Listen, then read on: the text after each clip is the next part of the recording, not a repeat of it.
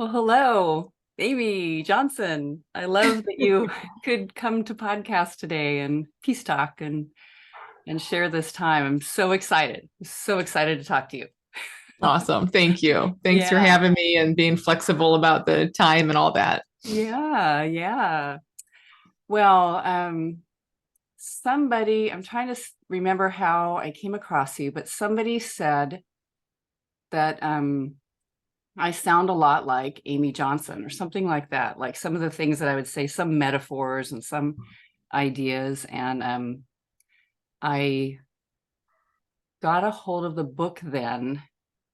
Um, you're on habits. I think is it Little Book of Big Change? Yeah. That one. Yeah. Yes. And I was listening to it on audio. I can't remember when that was, maybe a couple years ago, I think.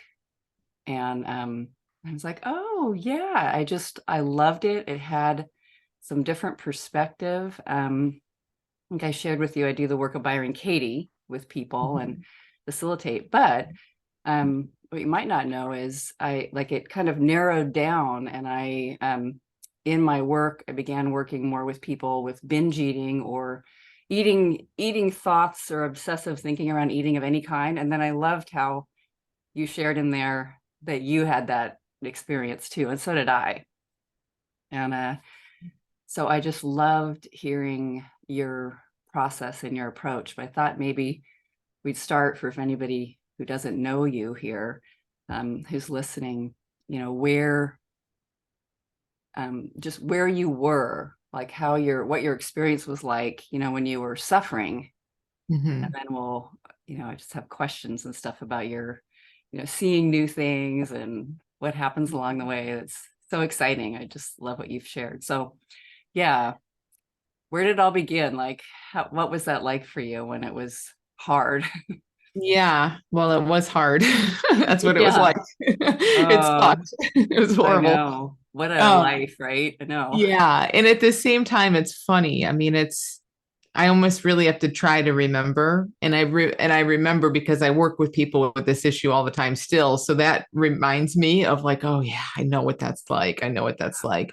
But I say this just because I think it's also really hopeful that I'm reminded, and I do remember a little bit, but also it kind of doesn't even feel like it's me. And it hasn't been that long. I mean, it's been, I don't know, 11 years or so, but it's more that just like immersing in this understanding and seeing how our mind works and connecting to something deeper. I don't even really recognize that much at Hmm. all, which I just think is good for people to hear. Like It's so amazing. much can change, especially when you probably had a similar thing. I mean, I was really in the mindset and I was told this, like, yeah, this is your struggle. You're going to struggle with it Oh, forever. And so yes.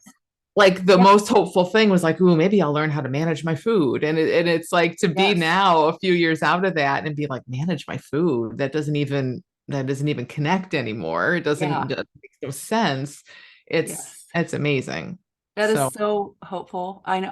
I was standing in a conference once in line, like waiting at the coffee stand or something, and there was a doctor next to me, and I said a little bit about what I was doing there and what my experience was, and mentioned being bulimic in the past, and because she was talking about eating disorders and it was related to that. Um, and she said, "Oh, so God, you're gonna have to live with that for the rest of your life." And I was like, "Oh no, actually, yeah. you know, yeah, like it is interesting that that's out there." Um, Yeah. so that is very hopeful. I love Yeah, that. it is. And Yeah. and yeah, in the middle of it, I mean, I really couldn't even fathom how that would go away. Besides maybe what I think, we all try to do, which is just control it and manage it. And I could sort of see how maybe if I work really hard, I could do that. I couldn't even fathom a life without it. So for me, I think it started as a way to kind of manage anxiety. I stopped smoking and I decided I want to try to get healthy and lose some weight. And then because my mind was already pretty highly, highly strung already, and it liked to grasp onto things, Yeah. as soon as I kind of got healthy, my mind just took it and ran with it. And for me, that's what sort of before I knew it, there was a level of obsession that, again, Mm. I had recognized because that's what my mind tended to do earlier in life about various things, but it had never done it around food, which again, I think is kind of an interesting point because the doctors in the old model, you know, although they say it's not about food, it still feels like, oh, this is a eating disorder and it's a food thing. Right. And I love to Yeah. see like, no, my mind was obsessive about my mom dying when I was little, and then about me getting bad grades, and then about this, and then about that, and then about food and weight. And Yeah. when I look back, it's all exactly the same. Yeah. I just love that. When I was reading your about your book and about habits, that it just the sense of putting them all in there, like it's all the same thing, and what people, Yeah. I just thought, oh, that's so refreshing in a way. It's kind of like whatever's, you don't have to study and go into detail, which I have a lot, a lot of knowledge about the eating thing, but um had just those conversations over time of like, if somebody says they're alcoholic and then recovered and then whatever's happened there, that there's just similar feelings, around the whole same thing. Well, so what happened to bring you into, I mean, I'm sure it was like different things along the way, but where you started to see something differently about it or relax or, Yeah. yeah. Yeah. It was a lot years of 8 years or so of just trying a lot of different things, therapy, trying everything basically. Mhm. And I was coaching at the time, not around this, not with habits and binge eating, but just I was a coach and I used some of Byron Katie's work. So I was familiar with that. But it just didn't connect with me, with my issue, and it's like I knew it could touch that, but it just Yeah. wasn't touching that. My mind had such a block around this being my issue and being so serious that Yes. I knew that applied, but it wasn't working for me. It just Yeah. wasn't connecting. Yeah. So I came across Brain Over Binge, which is a book about binge eating, which is just very brain based. And what that showed me, the one little thing, I mean, there's many things I got from that, but I really started to see, oh, this is just a brain habit.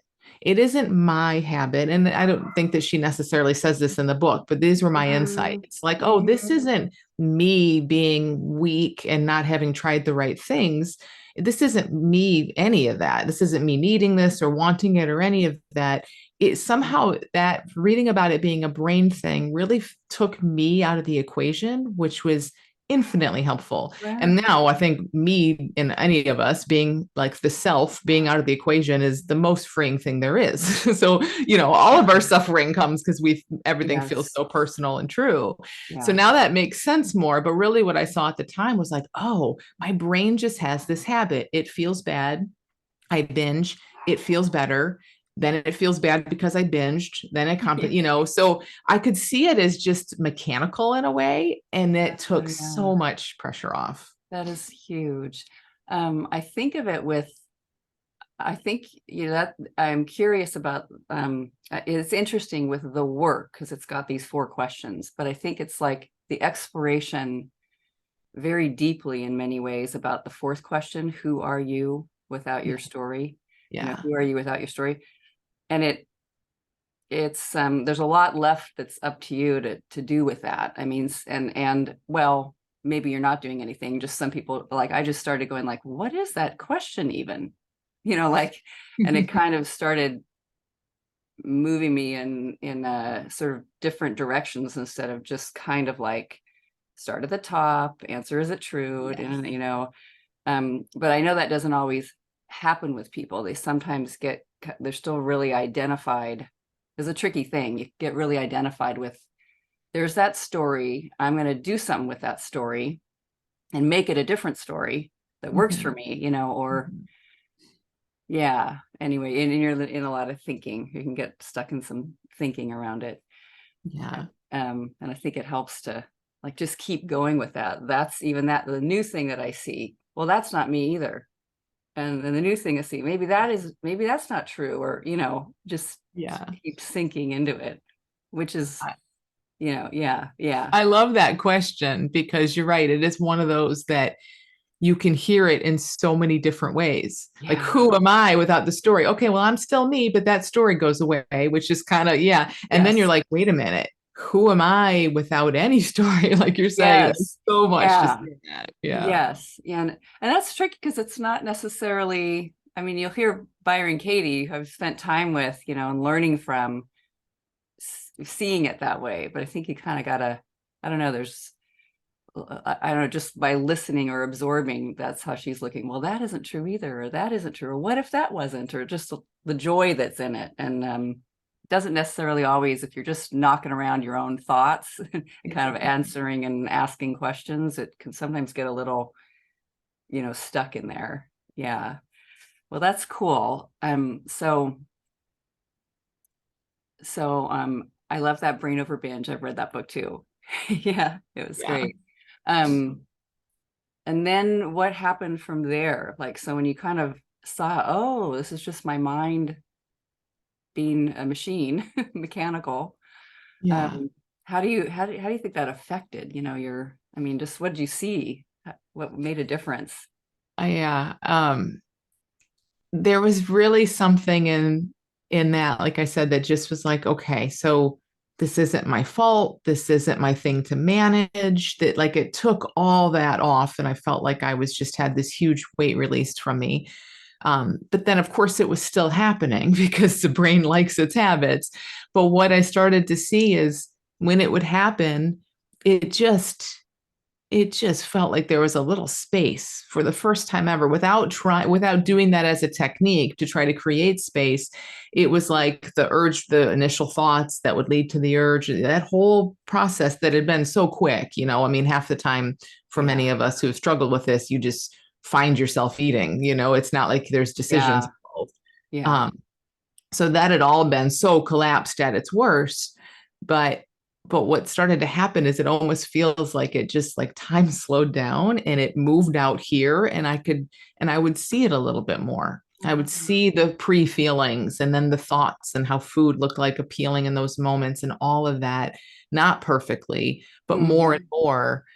And then I got really curious about just like she says in the book, like what if this can just show up and it also just goes away? And I didn't set out to like, okay, I'm never going to binge again, which was my MO before, right? Yes, Signing I all the know. documents, Yes. like never again. Like, no, I'm Right. not Yeah. doing that Same. this time. Right. Right. Like, hey, I might binge. Is who Yeah. cares? And it was almost Yeah. like, and I love this with my clients too, like, who cares if I do? I had binged tens of thousands of times. So Yeah. why would I have to be that upset if it happened again? And that took pressure off. And so all of the Yeah. pressure removed just allowed for this brain, habit to show up. And sometimes it was like, oh, that's what's showing up. And then I just didn't have to act on it. And sometimes I did. But little by little, it just kind of faded. I just love that. Yeah. I remember having the relief, I don't know a time or place or anything, but just recognizing the thought coming and going, okay, here's what the plan's going to be. I'm never going to do. Oh, wait a minute. Right. We don't do that like, anymore. yeah, yeah, like, right. Uh, Yes. whatever. And just how light that would feel. Like, it's okay. And I'll feel better, within 24 hours physically, if that's what's going on. And this will pass and it's okay. That is so sweet. So meanwhile, I love that you were coaching and you had this running. Um, I don't know. I just see that as like, it's so lovely that you had that confidence and you didn't let it say like, I can't coach because I have this thing happening. I mean, I don't know. Yeah. I just love that. I definitely had some thinking about it at times, Yeah. but Yeah. I could see the separation, thankfully. I could Yeah. see, wow, I have impact as a coach. Now, if I get off that call and go do this to myself, then but I at least had that where I was like, okay, this is helping my clients. Yeah. Yeah. That's wonderful. I don't know. I think that's kind of hopeful for people to hear too, because they'll sometimes have such a, oh, that just, I'm not worthy. I can't, there's nothing I have to offer. How could I have anything to offer if this is what's happening inside or in my life, and or even the way I think. And so that's actually really beautiful. Yeah. Yeah. And Well, it makes sense, if we're like, if you're using the work or if you're pointing to some bigger truths, those truths are true, or that process is helpful, regardless of what's happening in your day. yeah. You know what I mean? So it's like a Yes. mind wants to put it all about us. I'm not good enough, but it's like, Yes. no, the work doesn't care how good enough you think you are. It's powerful if it's powerful. And So good. so it Yes. makes sense that it would, but that we don't Yes. see that. Yes. Yeah. And I know that's great. So you were already underway, exploring, working with people, being of service in that way. And then somewhere in there, you made your school. That I don't know if that Yeah. happened before or after the Little Book of Big Change, but you made your school for change. Or Yes. So yeah, so when my habit was like, I felt like, okay, that's a part of my past. I don't know how long that was, maybe 6 months, maybe 9 months. I started venturing into sharing, and I was very cautious, but Mm. I'm like, I know, I knew there were people in my sphere, as a coach, that were struggling with these food issues. And before, I would just be like, I can't talk about that. But then I'm Oh, like, maybe I can. And I started sharing my story a little bit. And then really soon thereafter, the publisher for the Little Book of Big Change actually approached me and was like, hey, do you want to write a book for us? What's new in your life? I'm like, well, I'm free of a 8-year habit all of a sudden. I could write about that. So that's awesome. like, when I look back now, I mean, I don't know what kind of magic was orchestrating that, but it was really great because it forced me to really take some time and kind of think through. It's not a great way to say it because it's not a very cognitive thing, but really sit with, like, kind of what you're asking here. Like, how did this go? What did I see along the way? What does seem most helpful for people? Where did I get caught up, and where do I see my clients get caught up? So I kind of had to put that form to that process, and it was so helpful for my own, just confidence in my recovery, and then just to put it out there. And then, yeah, just probably 6 months after that book came out is when I created the school, because I saw, wow, people like, there's a lot of people with habits that this is a fresh way of thinking about it. That's so fun. You must have this just creative energy that's going, like, organizing just moves in that direction, which is so Yeah. great. I love Yeah. it. Has it changed? Like, did it start sort of with this? Is it like 6 or 8 weeks long and people come and do it? And I think you do it twice a year, Yeah. right? Yeah. Yes, it's 6 weeks. And I do it twice a year. And then afterward, a portion of people join our graduate community. So there's ongoing support if you want it after. And it changed a little, but not much. I mean, it's 5.5 years old now. It'll be 6 years old in June. And yeah, the basic structure, I mean, I've re-recorded the videos and updated the content, but the basic structure is pretty much the same. And it really is just, yeah, kind of walking, like, me thinking, like, okay, when I was in the throes of my habit at my Yeah. worst, and I also had a lot of struggles with anxiety. So I can, as you know from the book, I kind of, it's all feels like the same. Um, Yes. like, how does life look? And then what are the helpful things to see? So kind of walking people through that, with the curriculum. And then there's a ton of live calls and support to just support and coach people through it. I love that. It's cool. And did you have that many live calls from the very beginning, or did it kind of like, Yeah, after the first year, it turned into kind of what it is now. That first year, we yeah. didn't have quite the amount of live Uh-huh. calls. It wasn't Uh-huh. as supported and guided. I kind of Yeah. put it out and said, okay, what are people going to think of this and do with it? And Yes. gradually over time, I saw, well, no, I want to be in there with them, supporting more often. Yeah, I know. It's funny, you get feedback and it's sort of things become kind of co-created, or, Yeah. yeah, blossom Yeah. in that way.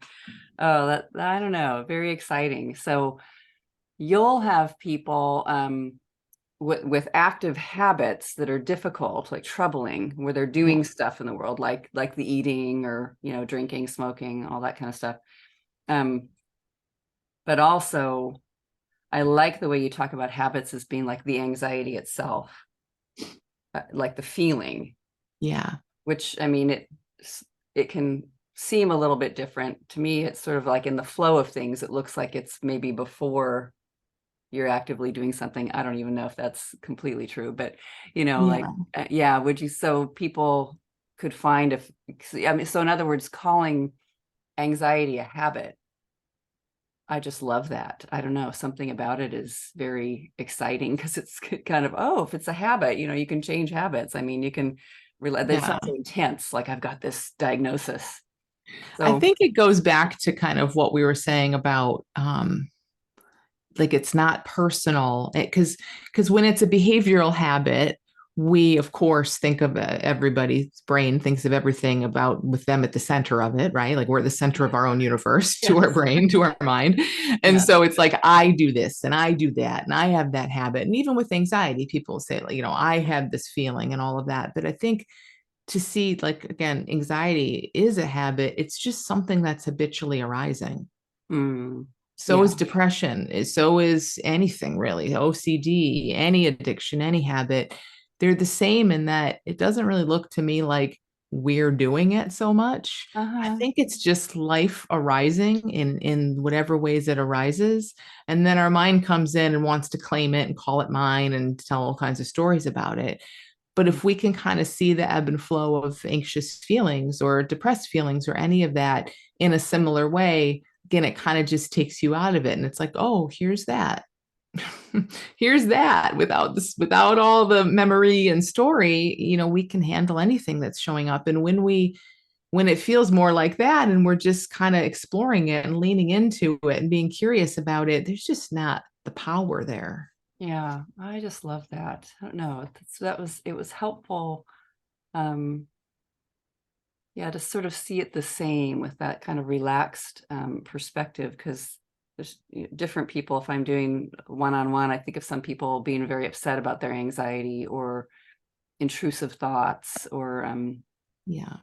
just other things that I could found relatable. Like I completely understand, you know, thoughts popping in that seem like, oh, I don't want to think about that or something, but maybe not to the same, not in quite the same experience, you know, my experience. And then, but ha helping them see, or just talking with them, having that conversation about that's not really who they are uniquely. And it also changes, you know, you have like an episode or a bout of it, and then it kind of fades out. Yeah, Yes. it's so, I don't know, it's great. What do you when you're working with somebody saying, I'm seeing more, but it's not changing. Like I still really want to lose weight. I'm still really Yeah. heavy. Nothing's happened there. I feel much more relaxed, but you know, how do you, I mean, I'm Yeah. sure it's unique to the person asking the question, but I think with habits, you know, it and I described this like in my experience too. Like I had those insights, but then my brain still had the habit. And I think that alone is just huge for people to see. And it's very it's just mm, no one really talks about that. Like it's an innocent, like natural misunderstanding. People think, oh, I had this huge insight that this is just my brain doing it. And then they're baffled when they then go binge the next day, which is understandable that they would be. But I think that expectation that an insight is just going to poof, make everything go away is not really how it works. So yeah, and I think I always often talk about it like a big train. If a train has to stop, I mean, it's pressing on the brakes for like a mile before it takes a little while for the machinery to actually come to a stop. uh, And with anxiety and depression and anything, you know, our body is just designed to be an incredibly efficient habitual machine. So when it learns something, whether it's helpful or not, it's learned it. It works so well. It just goes to show how perfect our body is and our brain is. It holds on to that habit, even when you have seen, no, this doesn't make sense for me in my life. So the stuff will still arise for a while. And I think it's to what we were saying before, too. The more we can be like, okay, well, that's fine. This is just what, and if I do it, if I fall into it again, no big deal. And that's what yeah, keeps diffusing it so that eventually it just kind of stops. yeah. There, it makes me think of somebody who came, I think we hadn't worked together for like 7 or 8 years. And she was very upset that her binge eating had reappeared, but it was very temporary. Like it Yeah. was really about something that was she's of great concern in her life. But it's just like, oh, it's just the most miserable thing in the world. And I could tell that it would feel like, I was even thinking, yeah, that would feel really hard if suddenly it was all back, for me, when it's been a really long time since that's been there. But then there was a next thing, and it was just doing something pretty far from the past, like Yeah. here it came, and just as kind of a echo or something. But it was okay, like, because then that shifted, and then she knew to, I don't know, be watching or attending some way, and she was more curious and alert about what was happening. But Yeah. yeah, that's a very, Yeah. And it's hard because, like you said, of course, our mind wants to tell a lot of stories about that. And they're all just based in the past. It's like we have the memories of how it was. And then what if it's like that again? yeah, And yeah, I mean, but just to kind of remember, that's what a mind will do. A mind tries to put everything into context. It doesn't, can't make sense of an echo. Even the echo has to be there for some reason, and it has something to do with you, so it'll yeah, go there. But it's like, yeah, no, it's just like you said. I love that way of thinking of it. Like, no, it's just an old pattern that, hey, little bit of stress or pressure and it kind of resurfaced. But if we don't tell the stories about it, it just comes and goes usually. so nice. Well, that relates to maybe one more question I would ask you. Here is, there's a lot of ideas out there about trauma. Somebody experiences like really difficult trauma and kind of imprinting, and I don't know, remembering it, or nightmares, or that kind of thing, where it looks like this thing happened. Sometimes that's where, actually, in the Work of Byron Katie, people will say, doesn't it sound crazy to ask, who would you be without your story? Like, but I was there and I remember it. And I know that's not what, like, she's intending, or the question to be with isn't about denying a memory or something that happened. Right. Yes, I didn't break Right. my arm. um, it's like, you're still there with the experience, but it's like they might not even like, because I suppose the instant when they're remembering it, or they're feeling like the effects of it are just still following them around in their life all the time, and they have to do Yeah. something to get rid of the effects of the trauma. Yeah. I guess that's just the habit of the mind thinking about it or recalling it. But there's something about, I don't know what the question is exactly, but that I hear it from time to time. It's like uh, a concern about denying that it happened, or that I can't forget about it, or Yeah. I won't ever forget about it. But some shift in there. And so, sort of like having this diagnosis, like, of going through this traumatic thing, or traumatic childhood. And, Yeah. I I think there's guess, all kinds of reasons why a mind, you know, um, kind of thinks it needs to hold on to this or not forget. Or, in a lot of it too, is like, just like you said, kind of the way our mind tries to make sense of things. So if a brain is really habitual and it got really impacted by something traumatic that happened, mhm, yes, it's going to maybe repeat that or have echoes of that for years to come. And then that same mind is trying to make sense of experience in the moment. So all it knows is like, oh, it yeah, must have been that trauma back there that did this now, And yeah, so there's just layers upon layers of a mind doing exactly what a mind's designed to do, put out protective, remind us of things, even though we don't need to be yeah, reminded of trauma. Your mind doesn't know that. It's not wise. It's just a smart machine. So it thinks it's protecting, and then it's trying to make a story about why it's protecting. And that's why I think when people really explore the nature of thought and the nature of the mind too, and see that everything it does is 100% for you, but it's not right in the sense that it applies right now. Like the fact that humans have a very strong negativity bias is amazing, because that's why we're here. Our ancestors, had to be super sensitive to what might go wrong.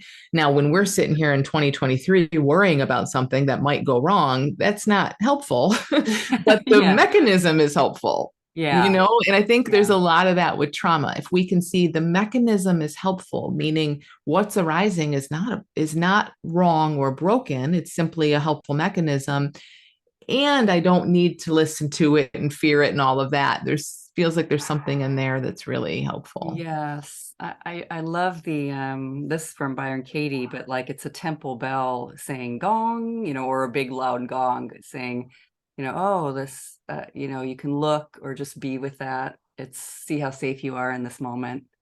I Yeah. mean, see that Yeah. there is something here that doesn't have the whole story right now. Yes. Yeah, I love that you said that. And it just seems like such a resting that you do remember, or just relaxing around memory or whatever's going on, and just Yeah. finding that gap that you talked about at the beginning of looking at your own, wow, there was a little space in there instead of just, you know, totally mesmerized by the whole thing. Yeah. Yeah. And that's why like our work as coaches is so helpful too, is we can hold that space for people to kind of, I don't know, just be seen and heard, and that little defensiveness, which I have had, I think is so natural. When you feel hurt in a weird way, our mind wants to hold on to that and show everyone, no, see, this is what happened, and I was hurt, and they did do it, and all of that. That's Yeah. so natural and it feels protective in a weird way. But when we are with someone who can really just hold space for us and we feel seen and heard, we can kind of let go of that a little bit. Yeah. Yeah. Love that. Well, just as you've continued and you do your school, and just so great. Do you see sort of like changes and growth and shifts? I'm sure you do, inside of your own self, like as time continues, and more along the same trajectory in a way.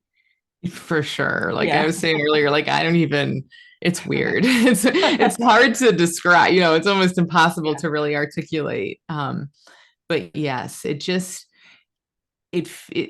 doesn't feel like all these brand new crazy insights. It feels like a quieting and a deepening in what's just really true and simple. So almost that first insight I told you Mm, about, where it's like, oh, this is just machinery, and I don't know what I am. I'm the awareness of it or something, but I'm not that yeah. machinery. It's like Yeah. that type of thing when it comes to thoughts and feelings, and everything has just deepened. Like it just almost drops in more and more over the years, which is really beautiful, because life is still however life is. It's not that life has gotten easier or Yeah.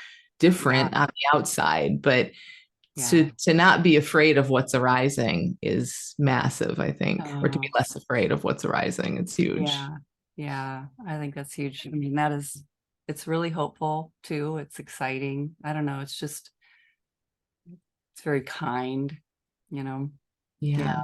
Yeah. No, I've I found that too. It's like, what is something in here is still just so interested, and Yeah.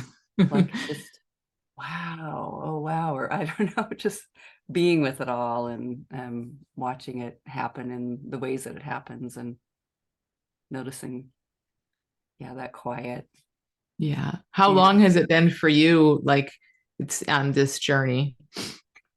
Really interesting, because I'd say since I was so upset about my binge eating in my 20s, I'm about to turn 62. I dropped out of college. I couldn't even deal with school. It felt like everything was about this experience that I was having that felt so torturous. And I look back and I kind of think almost my 20s was like just going everywhere, to the Mhm. temples and to the philosophers and to this. Oh, this is over here. Oh, yeah. And it's almost like kind of consuming, seeking, information.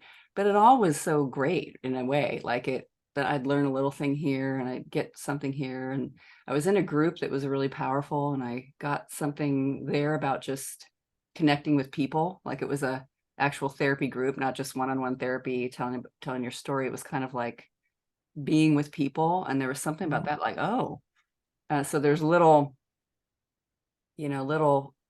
things that happen along the way that were kind of turning points. And then it faded itself out, I mean, it kind of early 30s, so it's been a really long time. I still have watched things like anxiety or some story get on it. Like then I had kids, and now my kids are adult kids, 28, 25. They're awesome. They continue they'll bring things, and I might think, oh, she shouldn't be doing that. This would be better if that, and then I'll think, oh gosh, Yeah. I'm into my ideas about the right way it should go, and the wrong way it should go, and just seeing that still, bloom like little, I don't know. And so it's just so entertaining in some ways to see the initial response to life and then go, oh, all right. Yeah. Like, and what's it like if I don't have a whole story about it? Or, oh, look, you're having a lot of feelings about that, or a lot of big story about it. Huh. Look at that. Yeah. And it just, anyway, it keeps going. But I do like that it feels much more subtle, at least. I mean, I just enjoying the subtlety of it, that it doesn't lead to, as one friend and colleague once said, there's like 3rd degree burn, 2nd degree burn, sunburn. Yeah. And it feels sort of like, I mean, if that's a thing, it's like 3rd degree burn when I was in the binge eating. It's really intense, and it it just feels lots of pain, lots of suffering, and then kind of ideas that would be lots of pain, lots of suffering, but less, and then it's just kind of like, kind of come down. So it's more, something feels like less intense about it. And you could say, I don't even know if that's actually true. Like it's shorter. Yeah. Yeah. Yeah, which That's is cool. great. Yeah. And I also had a long period where I did not want to talk to people about binge eating or bulimia or self-starvation or anything like that, because I just thought it was so, I don't know. So when I first was studying counseling, getting my master's, which happened like at about age 30 or so, I didn't want to do anything with that, for a while. But I too started working with people just a little bit. And then I had little kids, and I would just, like 2 clients a week for a while, and just sort of let it move the way it did. And when I bumped into Byron Katie's work, I really liked that it fit for me with the thought process. But it was well after I was in that heavy, addictive kind of experience. Yeah. I don't know what it would have been like if I just needed, to like breathe and know this wasn't all about me. That would have been, that was nice to know, or something. I don't know if I would have spun further or what, but at the point that I met it, like being able to question your thinking. Yeah. And kind of relax with your thinking, realize it's not that important. Yeah. That was really good. It was amazing. I was just like, oh my God, my thoughts don't matter that much. I came home from that first, she does a 9-day school, and I came home from it. It was 2005. And I'm like, oh, this is amazing. So yeah, it was really just a joy. So I think it's great for people to hear how it, even though we can't really articulate it, and we try to, and then we're like, is that even true? And right. all that, but but like, just to hear, like, yeah, I've had many times like that too. You come back from something or after a major insight, and it's like everything looks different, and then the old habits come back a little, but it's never quite the same. And I remember being early in this and listening to conversations like this and being like, okay, I'm going to get serious, and I'm going to do the work 5 times a day. I'm going to do this and that. And it doesn't really work that way. It's kind of more that, not that we don't want to be curious and dive into things, but in my experience, it's like, just hang out around this, in a way that feels right for you. And you will look back in 5 years and 10 years and 30 years and say, whoa, I think it can't not work that way. Yeah. And it's nice that like you said, you're doing a couple clients at a time here and there. It's like we can just be in life. Let's, Yeah. live our lives with an eye toward this stuff, and it will make a difference. Yeah.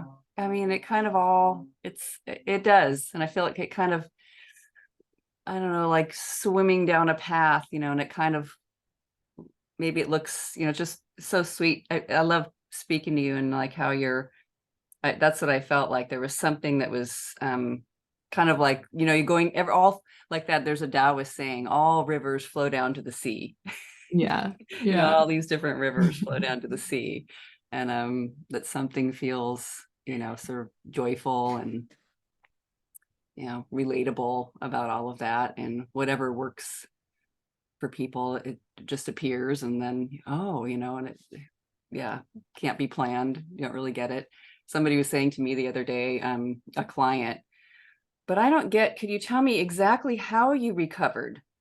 like what happened? You're like, no. I don't know. I mean, yeah, like it just, yeah, sort of I mean, it's really cute. Of course, that question, is so great. Just somebody Yeah. looking and looking, and who's Yeah. actually seen a lot. She's actually seen a lot, but yeah, just really to see that it does try to do that. I like the way you said it, make sense of what's been underway and kind of apply, and then say, I want to take that and I want to apply it to what would work Right. for me. And that's what thought does. Yeah. Yeah. And it has to work that way. I mean, our brain has a lot to do. So it needs to get, a template and then just stamp it all over the place to be efficient. It's not accurate. It's not always helpful, but it's doing its job. Oh, I love that. Oh. Well, it's so great to talk with you, Amy. I just love Yes, it. thank you. Yeah, thank you so, so much. How can people find you and maybe even find your school? I bet you it's not that you might be starting it or something, right? Yeah, and actually the next class starts February 6th, so Oh, in just a soon. few Yay. weeks. Yeah. Yes, And awesome. like you said, I do it twice a year. So February, then there'll be a class in September. And there's some self-study options and things to do in between. But people can find me at dramyjohnson.com, and you can find my podcast and the school and all kinds of stuff there. Love it. Love the way you share out there, and thank you. I just so appreciate the conversation and what you're Yeah, it was doing in the great. world. Thank you. Thank you so Yeah. much, Grace. Yeah. All right. Thank you. Bye-bye.